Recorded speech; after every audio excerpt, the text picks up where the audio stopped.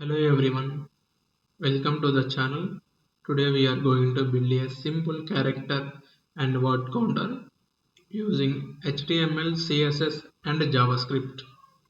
By the end of this video, you will have clear understanding. Let's get started. First మన task ఏంటంటే user text type చేసినప్పుడు వర్డ్స్ని మరియు క్యారెక్టర్స్ని count చేయాలి. Okay, దానికోసం ఇప్పుడు counter.html అని ఒక ఫైల్ తీసుకున్న HTML file.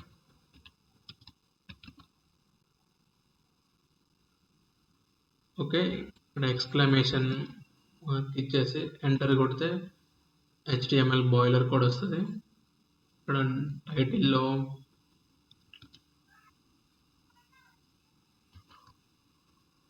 Character and word counter అని ఇద్దాం. ఓకే, ఇది బ్రౌజర్లో టాప్లో చూపిస్తుంది. ఓకే, ఫస్ట్ ఒక డివ్ ట్యాగ్ తీసుకొని దాని క్లాస్ కంటైనర్ అని ఇద్దాం.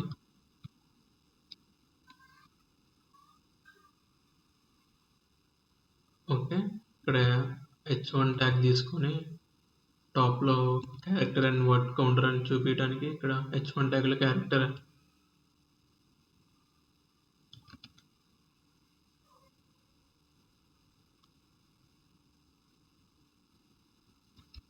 Word counter.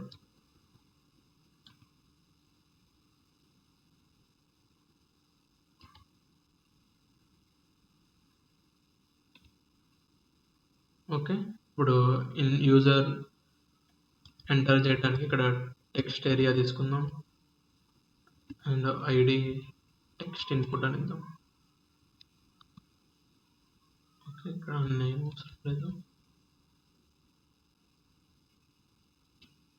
ప్లేస్ హోల్డర్లో ఎంటర్ టెక్స్ట్ ఇయర్ అంటాం. ఇది టెక్స్ట్ ఏరియాలో లోపల చూపిస్తుంది ఎంటర్ టెక్స్ట్ ఇయర్ అని.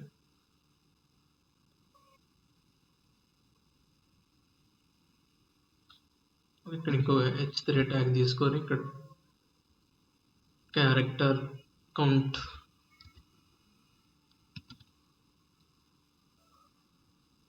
ఇంకో స్పాన్ ట్యాగ్ తీసుకొని 0 అని ఇద్దాం. స్పాన్ ట్యాగ్ దేనికంటే వర్డ్స్ని కౌంట్ చేసి ఇక్కడ చూపించడానికి, అంటే 0 ప్లేస్లో క్యారెక్టర్స్ యొక్క కౌంట్ అనేది ఇక్కడ చూపిస్తుంది. ఐడి క్యారీ కౌంట్ అని ఇద్దాం.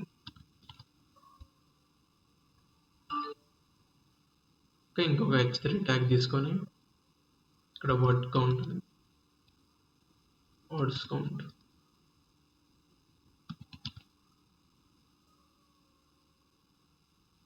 ఇక్కడ కూడా స్పాన్ ట్యాగ్ తీసుకొని ఇక్కడ 0 ఇచ్చారు.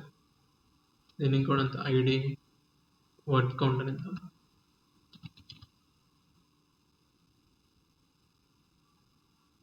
ఓకే, HTML కోడ్ ఇది. ఇప్పుడు వీటికి స్టైలింగ్ కోసం CSS రాద్దాం. స్టైల్ ట్యాగ్ తీసుకొని ఇందులో ఒకసారి బ్రౌజర్లో చూద్దాం, లైవ్ చేసి.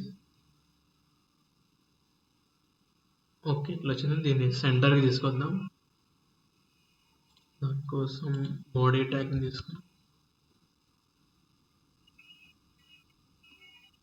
డిస్ప్లే ఫ్లెక్స్ ఇచ్చేసి justify content centre, ln item centre, IT 100 viewport ఇస్తే సెంటర్లోకి వస్తుంది.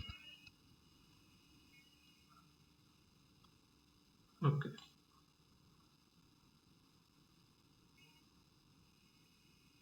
టెక్స్ట్ అలైన్ కూడా సెంటర్ ఇస్తే టెక్స్ట్ కూడా సెంటర్లోకి వస్తుంది. ఓకే, బ్యాక్గ్రౌండ్ కలర్ కూడా ఇద్దాం.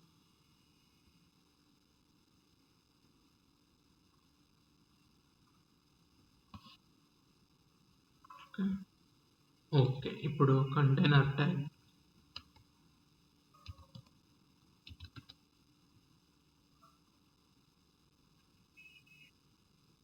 కంటైనర్ ట్యాగ్లో దీనికి బ్యాక్గ్రౌండ్ కలర్ లైట్ గ్రీన్ ఇచ్చేద్దాం.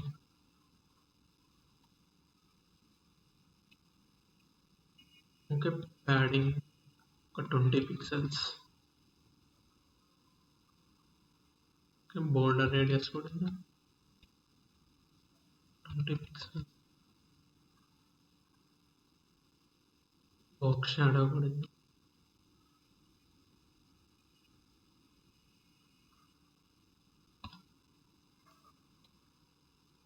ఓకే. ఇప్పుడు టెక్స్ట్ ఏరియా అని తీసుకొని దానికి ఐడి టెక్స్ట్ ఇన్పుట్ అని ఇచ్చాం కదా, టెక్స్ట్ తీసుకొని దీనికి విడ్త్ 100% ఇద్దాం. అంటే ఆ బాక్స్లోనే ఇంచు దాకా వస్తుంది. ఓకే, దీనికి హైట్ ఒక 100 పిక్సెల్స్ ఇద్దాం.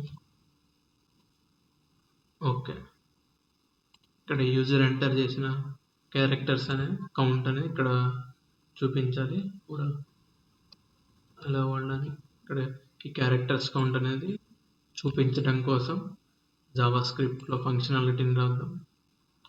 స్క్రిప్ట్ ట్యాగ్ తీసుకొని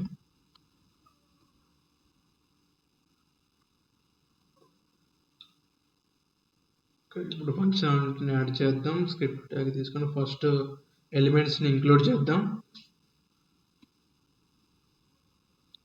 ఫస్ట్ ఇన్పుట్ తీసుకుందాం. లెట్ ఇన్పుట్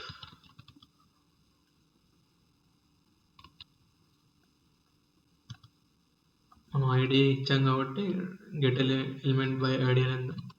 ఒకవేళ క్లాస్ ఇచ్చింటే get element by class name అని ఇచ్చి ఆ క్లాస్ నేమ్ ఇస్తే ఆ వేరియబుల్ మనం ఎక్కడైతే యూజర్ ఇన్పుట్లో టైప్ చేసింది వేరియబుల్లోకి వస్తుంది అనమాట. Text input.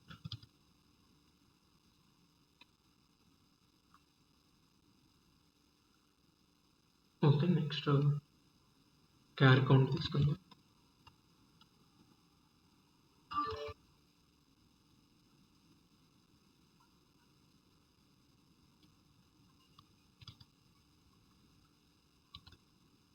ఇప్పుడు వర్డ్ కౌంట్ కూడా తీసుకుందాం.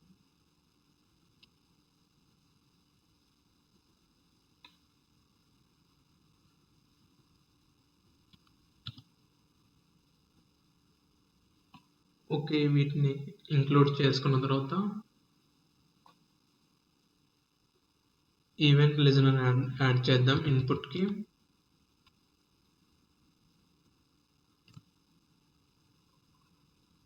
ఇన్పుట్ అంటే యూజర్ ఇన్పుట్ ఎప్పుడైతే ఒక వర్డ్ క్లిక్ చేసినా ఒక వర్డ్ క్లిక్ చేసినప్పుడల్లా ఈ ఫంక్షన్ అనేది కాల్ అవుతుంది, రాసే ఫంక్షన్.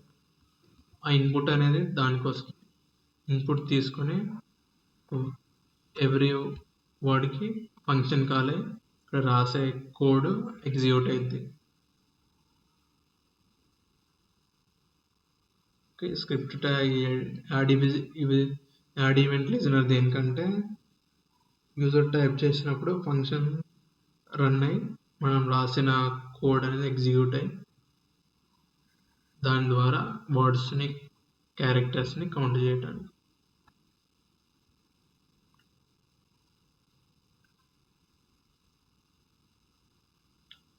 ఇక్కడ టెక్స్ట్ అనే ఒక వేరియబుల్ తీసుకొని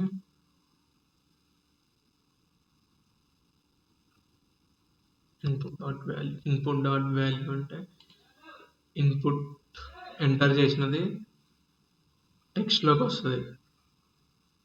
వాల్యూ ఇక్కడ బ్రౌజర్లో ఇందులో ఎంటర్ చేసిన టెక్స్ట్ ఈ టెక్స్ట్ అనే వేరియబుల్లో సేవ్ అయింది. దాన్ని లెంత్ అనే మెథడ్ ద్వారా దాని యొక్క లెంత్ కనుక్కోవచ్చు. లెంత్ అంటే ఎవ్రీ కౌంట్ చేస్తాను ప్రతి వాల్యూని, ప్రతి వర్డ్ని, ప్రతి క్యారెక్టర్ని. దీన్ని ఒక వేరియబుల్లో పెట్టుకుందాం.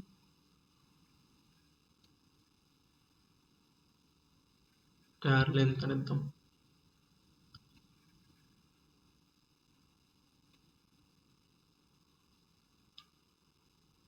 ఈ లెంత్ అనే మెథడ్ ద్వారా యూజర్ ఎంటర్ చేసిన ప్రతి క్యారెక్టర్ని కౌంట్ చేయొచ్చు. ఓకే, ఇప్పుడు నెక్స్ట్ ప్రతి క్యారెక్టర్ని లెంత్ కనుక్కొని ఇప్పుడు వర్డ్ యొక్క కౌంట్ కూడా కనుక్కుందాం. దీని కన్వెన్షన్ కోసం వర్డ్స్ లెంత్ ఎంత.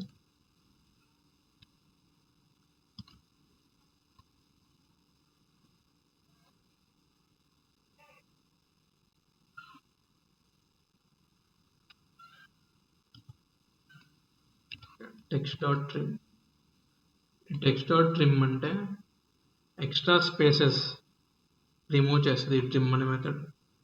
ఎగ్జాంపుల్ మీకు బెటర్ అండర్స్టాండింగ్ కోసం అర్థం కావడానికి ఎగ్జాంపుల్ చూద్దాం. script.js తీసుకొని js ఫైల్ ఓన్లీ ఇందులో ఒక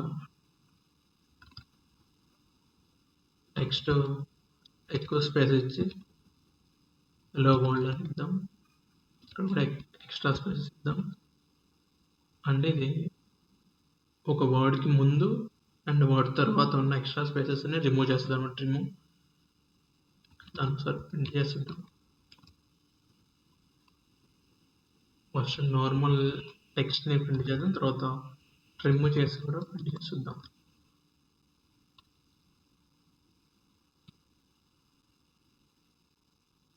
ఒకసారి రన్ చేసి చూస్తే ఎక్స్ట్రా స్పేసెస్తోని ఇక్కడ ప్రింట్ అయింది. అండ్ ఇక్కడ ట్రిమ్ చేసినది సెకండ్ టైం ఆ స్పేసెస్ అనేవి రిమూవ్ చేసి ప్రింట్ అయింది. ఇక్కడ ట్రిమ్ అనే మెథడ్ ఇట్లా స్పేసెస్ని రిమూవ్ చేయడానికి యూజ్ చేస్తాం. స్ప్లిట్ అనే మెథడ్ దేనికంటే స్ప్లిట్ అనే మెథడ్ కూడా ఎగ్జాంపుల్ చూద్దాం.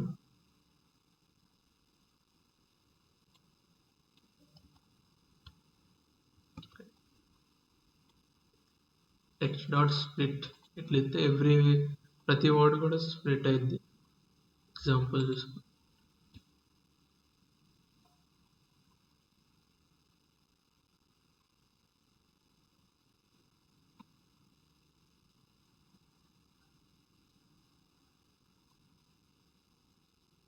ఇక్కడ స్పేసెస్ కూడా ఇచ్చాం కాబట్టి స్పేసెస్తో సహా ఇచ్చిన స్పేసెస్తో సహా సపరేట్ చేసింది. కానీ స్పేసెస్ని రిమూవ్ చేసి అందుకోసమే ట్రిమ్ తీసుకుంది.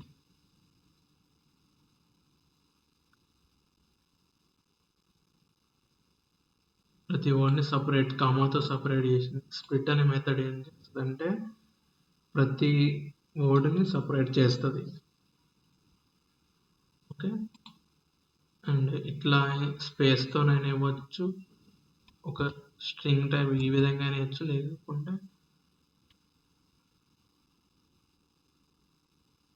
ప్లస్ అనేది. ఓకే, దీన్ని ఇప్పుడు ఫిల్టర్ చేద్దాం. ఫిల్టర్ అనే మెథడ్ కాల్ బ్యాక్ ఫంక్షన్ తీసుకొని వర్డ్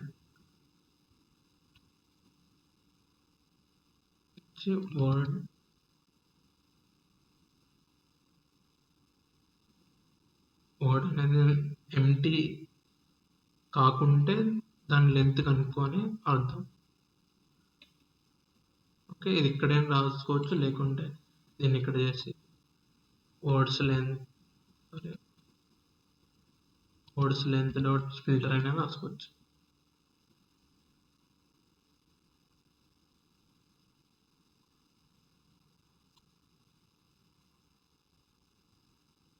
ఇప్పుడు వర్డ్స్ యొక్క లెంత్ కనుక్కున్నాం, క్యారెక్టర్స్ యొక్క లెంత్ కనుక్కున్నాం, అండ్ వాటిని ఇందులోకి అప్డేట్ చేద్దాం. క్యారెక్టర్ కౌంట్ అండ్ ఇప్పుడు ఇక్కడ ఎంటర్ చేసినట్లే రాదు. వీటిని ఇక్కడ అప్డేట్ చేయడానికి కోసం text.count అనే మెథడ్ ఉంది. Text content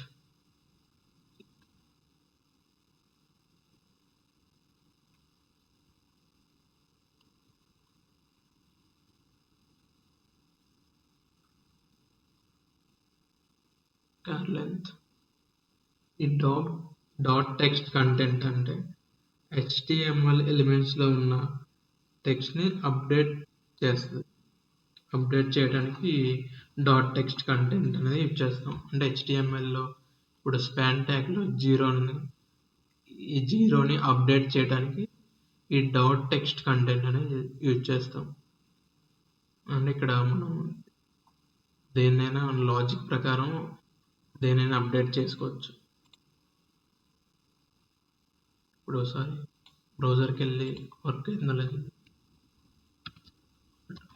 okay, it works perfectly. And let me know if you have any doubt. Okay, then ఒకసారి font size the size is 17.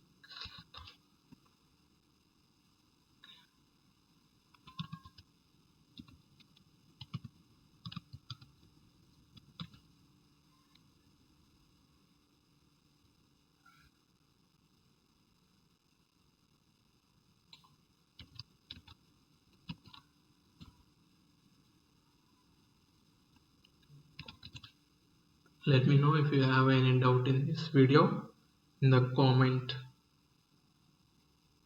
Okay, see you in the next video.